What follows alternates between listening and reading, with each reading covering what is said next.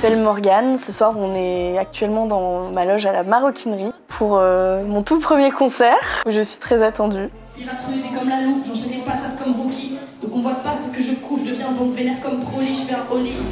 Ramène des trucs, ramène des masques, des sorts, des mangeras. Ramène des coins, ils admirent à quel point ils avaient tort.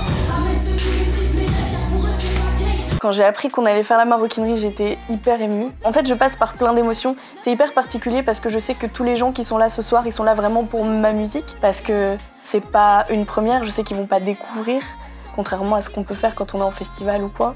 Et ça me met encore plus la pression. C'est quelque chose de très important pour moi ce soir. Je suis très intimidée.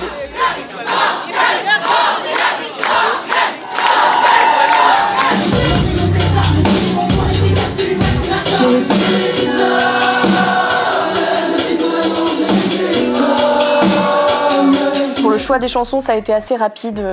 On savait déjà vers quoi on voulait se diriger. Donc on a bossé majoritairement dans un premier temps avec Victor et Baptiste, mes musiciens. Et ensuite on a travaillé avec Raphaël qui s'occupe de la lumière et Guillaume qui s'occupe du son. Et en fait tout s'est fait petit à petit. Grâce à Furax, notre tourneur, on a réussi à monter quelque chose qui, de mon point de vue, a l'air très pro.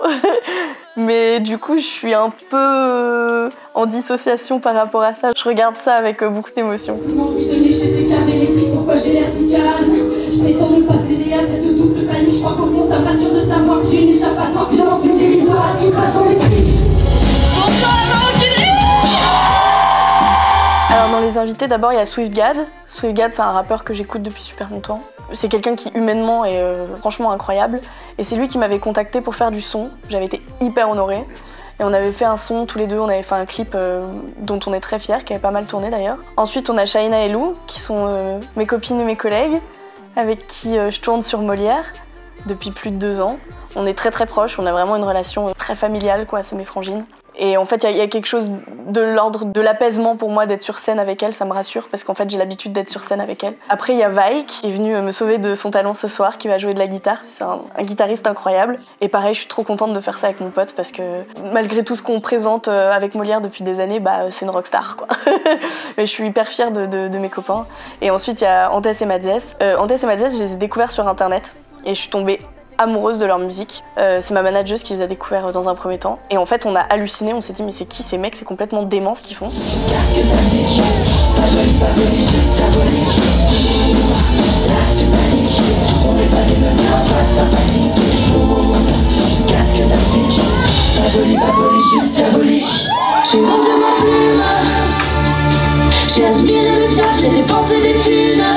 Le processus de création de la pomme, c'est fou parce que j'avais pas forcément une idée en tête dès le départ de cette espèce d'aspect un peu biblique et en même temps empowerment féminin que je voulais faire. C'est venu logiquement en fait, c'est à un moment donné dans ma vie, je pense qu'il y a eu pas mal de signes qui m'ont ramené à ça. Et petit à petit en fait, je créais les chansons et quand je regardais tout ce que je faisais, il y avait toujours des références bibliques, il y avait des chansons qui s'appelaient Le Diable ou Diabolique ou La Pomme.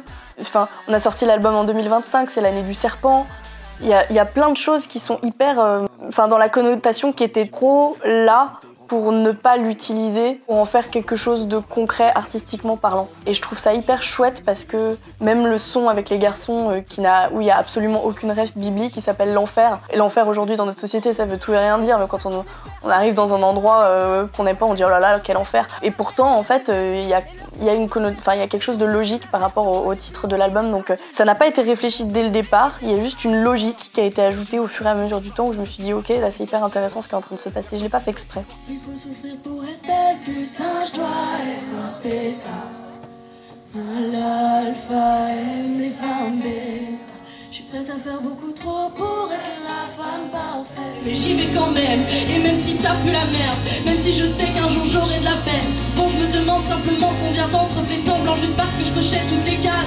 Honnêtement, tous les morceaux, j'ai hâte de les faire. Honnêtement. Il y en a un qu'on a remixé, qui s'appelle T'as compris, qui est mon plus vieux morceau, qui avait fait 500 000 vues sur YouTube. Ça avait bien marché sur les réseaux. Ce morceau-là, on l'a remixé en version drum and bass, et c'est le final du show. Et celui-là, j'ai vraiment hâte de le faire parce que ça va être un vrai kiff.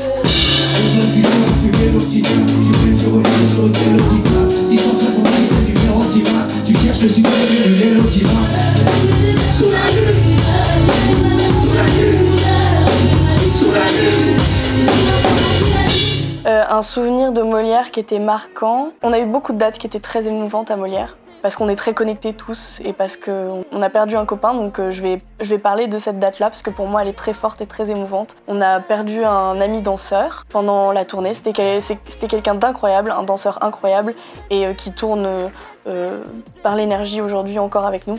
Et le jour où on a appris son décès, ça a été, je pense, le show le plus émouvant de toute ma vie. Donc voilà, je pense que je m'en souviendrai toujours. Rien qui soigne à part le temps, pas toi, crois-moi, c'est important. C'est comme tous les héros que tu admires, tu prétendras être libre. C'était Morgane pour Placer. Pas toi, crois-moi.